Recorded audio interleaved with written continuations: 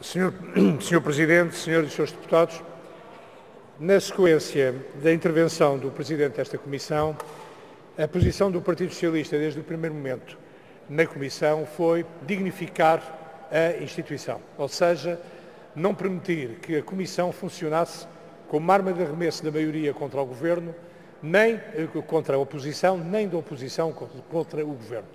Portanto, cingir-nos objetivamente aos factos a que estávamos adstritos. E esses factos, fundamentalmente, eram 4. Em primeiro lugar, a supervisão bancária, em segundo lugar, a decisão de nacionalização, em terceiro lugar, a gestão do banco nacionalizado e, em quarto lugar, a venda. E em relação a esta matéria, temos que ser objetivos.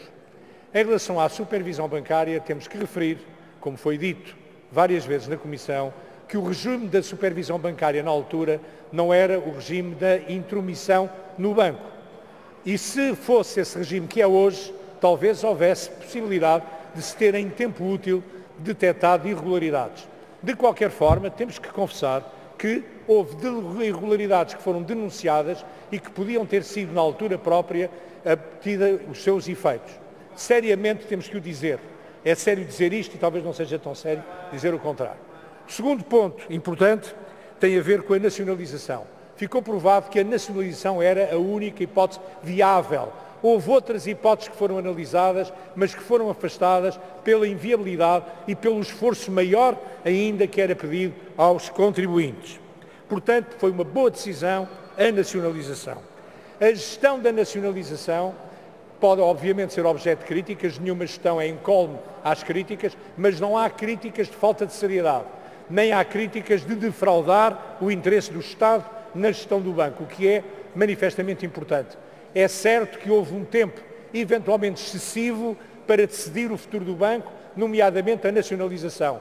Mas o problema é que o Governo de então estava com uma bomba relógio na mão e cortar algum dos fios dessa bomba relógio podia ter rebentado nas mãos do próprio Governo. Finalmente, em relação à venda do banco, aí todos nós lamentámos que pudesse haver e tivesse havido apenas um só candidato. Acontece que o caderno de encargos podia ter sido modificado por forma a que outros candidatos, nomeadamente o Montepio Geral, pudesse apresentar outro tipo de propostas. Não foi. Também tínhamos que referir que o Estado não se liberta de um conjunto de obrigações, que são obrigações pesadas e que se devia ter libertado na altura em que vendeu o banco. Muito bem. Finalmente, talvez em ordem que não importância, referir e enfatizar aquilo que disse o Sr. Relator.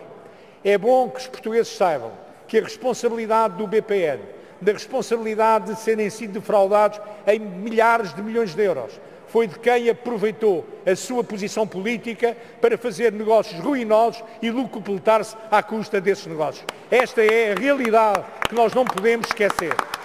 E mais, e se alguma coisa podemos pedir, são duas coisas. A primeira, como já foi aqui dito, é que a justiça funcione e não se dê esse sinal de impunidade a quem, obviamente, tem que responder pelos crimes eventuais que tenha cometido. O segundo tem a ver com alguma prudência.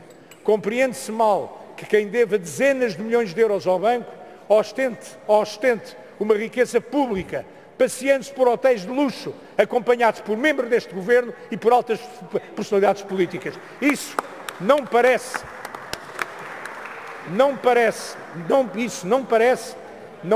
que os portugueses... Peço que conclua, Conclua, Sr. Presidente.